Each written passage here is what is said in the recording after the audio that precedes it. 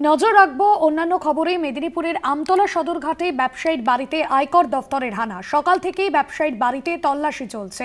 আয়কর দফতরের হানা, সকাল থেকেই ব্যবসায়ীর বাড়িতে তল্লাশি চলছে। মেদিনীপুরে এক ব্যবসায়ীর বাড়িতে আয়কর দফতরের হানা। সকাল থেকেই তৎপর আয়কর বিভাগের আধিকারিকরা, সেখানে আয়কর বিভাগের তল্লাশি চলছে। সকাল থেকেই ব্যবসায়ীর বাড়িতে চলছে তল্লাশি অভিযান। দেখছেন সেই ছবি। মেদিনীপুরের আমতলার সদরঘাটে ব্যবসায়ীর বাড়িতে চলছে আয়কর বিভাগের হানা।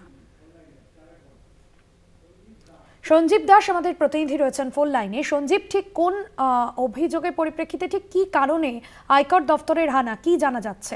দেখো, সরাসরি যেটা জানা যাচ্ছে যে এইখানে এক মেদিনীপুরে প্রতিষ্ঠিত ব্যবসায়ী চন্দন বোস, খুবই নামে পরিচিত ব্যবসায়ী, এখানে এক কথাতেই ওনাকে সবাই চেনেন। তারই বাড়িতে আজ ভোরবেলা থেকে আয়করের 3টে গাড়ি সকালবেলায় ভোরবেলায় এসে ঢুকেছে এবং পুরো জায়গা ঘিরে ফেলে রেখেছে। কাউকে ঢুকতে দেওয়া হচ্ছে না। গেটে ওদের সিকিউরিটি দেখে আটকে দেওয়া হচ্ছে সবকে, এবং জিজ্ঞাসাবাদের পর হয়তো ভেতরে প্রবেশ করছে। এরকম জানা যাচ্ছে ব্যবসায়ী এখানে বিশেষ করে ওনার মূল ব্যবসায় ছিল ঢালাইয়ের রিং, বিশেষ রিং যে কুমোতে দেওয়া হয়, এবং এছাড়াও ওনার রেলেও কন্ট্রাক্টরের কিছু ব্যবসা আছে, এরকমই ব্যবসা বলে জানা যায়।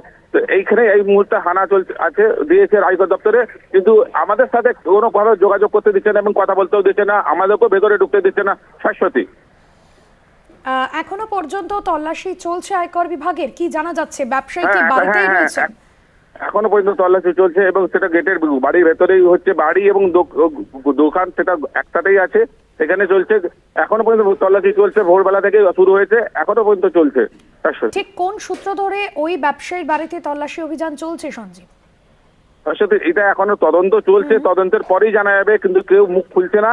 বোঝা যাচ্ছে না যে এখন কি কারণে এসেছে বা কি ধরনের এসেছে, সেটা তদন্ত শেষেই জানা যাবে। ধন্যবাদ সঞ্জীব।